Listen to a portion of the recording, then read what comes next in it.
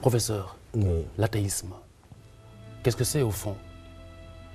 L'athéisme, ça me donne toujours à sourire de toute manière, parce que ça m'installe toujours dans une forme d'inconfort intellectuel que de parler de l'athéisme.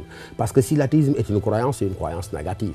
Parce que dans l'athéisme, il y a le A privatif devant l'immensité de Dieu. Si c'est une croyance négative, mais j'ajouterais que si c'est une pensée qui se nourrit de l'absence de son propre objet. Parce que quand vous dites je suis un athée, ça veut dire je suis quelqu'un qui ne croit pas en Dieu. Mais comment croire déjà quelque chose qui pour vous n'existe pas? Ça veut dire simplement quoi? Qu'au fond, l'athéisme est presque intenable si on veut être sérieux. Ça veut dire que si tu rencontres dans la rue quelqu'un, Khalifa, qui te dit « je sais que Dieu n'existe pas », excuse-moi, mais c'est un imbécile. Pourquoi c'est un imbécile? Parce qu'encore une fois, il prend son incroyance pour un savoir. Et de la même manière qu'une incroyance ne saurait fonder un savoir véritable, un non-savoir ne saurait être une légitimation de quelque croyance. On ne saurait nommer ce qui n'existe pas, professeur. On ne saurait nommer ce qui n'existe pas. Et quand je vous disais que l'athéisme est intenable au fond, c'était une manière de dire que l'athéisme est une pensée, mais une pensée qui se nourrit de son propre vide. Quand je disais c'est une pensée qui se nourrit de son propre vide, ça veut dire quoi? C'est imaginer, mais comme dit d'ailleurs Lamartine, qui dit au fond qu'une conscience sans Dieu, c'est comme un tribunal sans juge. Moi, je prendrais le parti du mot de Ludwig Wittgenstein.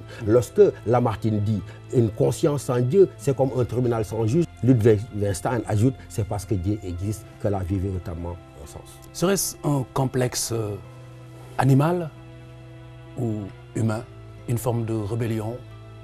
Une forme de rébellion, parce qu'encore une fois, même si vous faites pertinence en disant que l'homme tient de l'animal, mais de tous les animaux, l'homme est le seul sujet à devenir imbécile. Au bout de 1000 ans, l'animal était comme au premier jour qu'il était de sa naissance, alors qu'au bout de 100 ans, l'homme a fini de se corrompre et de s'éloigner de la grandeur et de la majesté dans laquelle il a été créé par Dieu.